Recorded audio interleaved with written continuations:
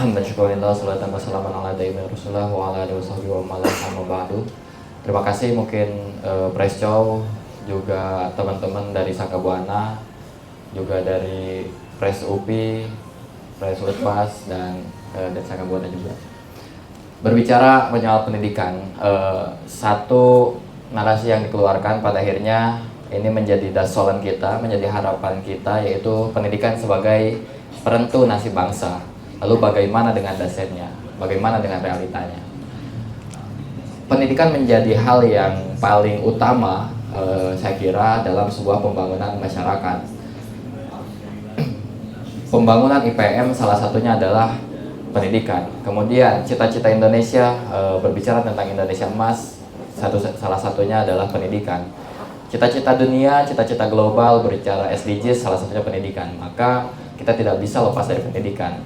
Lantas lalu kita tanyakan kepada diri kita sendiri, kepada bangsa kita sendiri, bagaimana tentang pendidikan yang ada di Indonesia.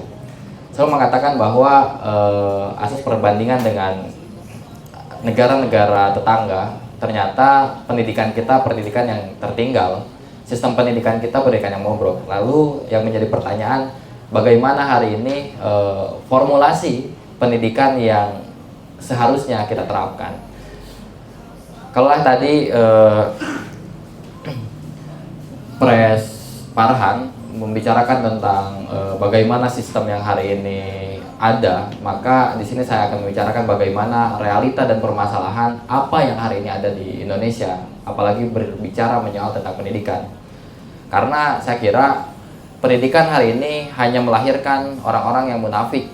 Mungkin nanti kita bahas bagaimana dan kenapa lahir orang-orang munafik.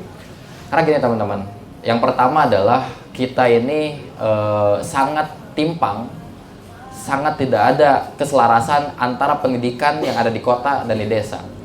Artinya ada sebuah ketimpangan, ada kesenjangan berbicara tentang pendidikan, baik infrastruktur ataupun kualitas tenaga pendidiknya. Ada beberapa sekolah dasar yang memang hari ini tidak layak untuk digunakan. Apalagi kita melihat teman-teman, saya menyaksikan tidak sedikit guru-guru yang memang ada di desa itu adalah guru yang rangkap jabatan katakan. Nah, akhirnya yang melahirkan situasi yang sangat mencekam adalah bagaimana hari ini berdampak kepada siswa, kepada pelajar yang tidak lagi minat belajar, yang tidak lagi ada semangat belajar. Karena apa? Karena pembelajaran itu sangat monoton.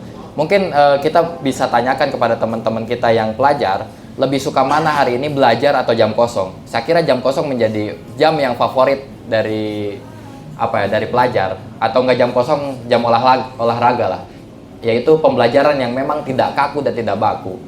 Kemudian selanjutnya adalah permasalahan yang memang kita lihat adalah akses pendidikan yang sangat tidak merata dan sangat sulit.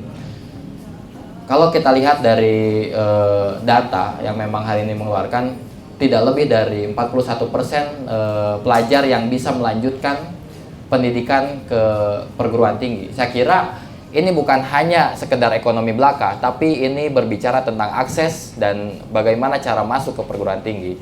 Perguruan tinggi seringkali dijadikan sebuah hal yang eksklusif, hal yang mewah untuk belajar, untuk melanjutkan jenjang studi. Tapi saya kira tidak begitu. Banyak hari ini faktor-faktor pendukung.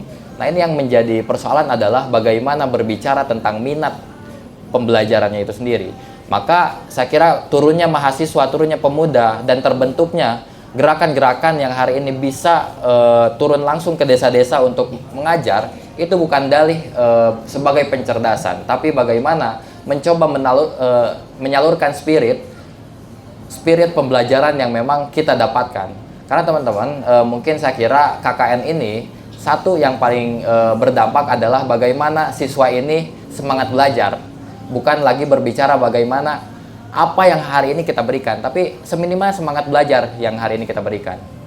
Nah, jadi rasanya saya kira permasalahan yang paling besar adalah bagaimana meningkatkan spirit pembelajaran dari setiap siswa. Karena ini yang paling utama, bagaimana hari ini kita mencapai pendidikan yang katakanlah puncaknya, tapi saya kira ini di grassroots, di akar rumput, kemudian di bawah, pendidikan ini tidak diminati. Kemudian yang kedua adalah berbicara tentang hari ini melihat anggaran untuk pendidikan.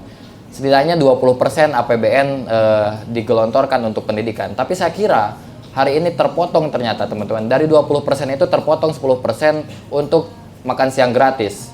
Karena memang makan siang gratis juga masuk kepada rencana dari pendidikan itu.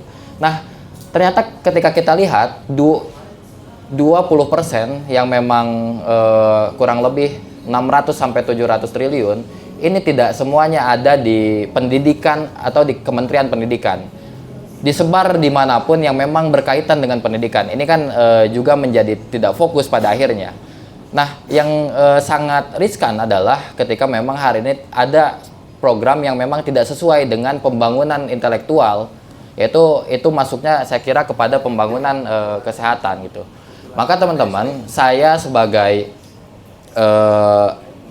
lahir dari anak dari pendidikan, saya katakan demikian, karena mungkin ketika diceritakan dari SD sampai mungkin kuliah tinggi, hari ini saya menjadi anak dari Kementerian Agama yang memang beda dari teman-teman dari Kemendikbud.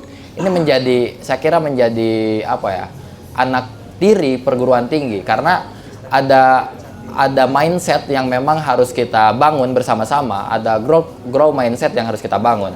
Karena teman-teman di dalam pembangunan masyarakat seringkali hari ini masih menyatakan bahwa orang yang pintar matematika adalah dikatakan orang yang pandai. Tapi bagaimana dengan kita-kita yang memang hari ini fokusnya bukan di sana?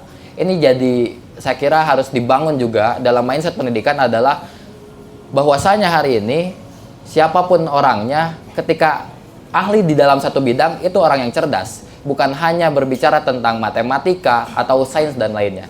Maka saya kira kenapa lahirlah orang-orang yang memang munafik hasil dari institusi pendidikan, karena itu mereka hanya mengeneralisir orang pandai adalah orang yang pintar matematika, orang pandai adalah orang yang pintar dengan sains dan teknologi.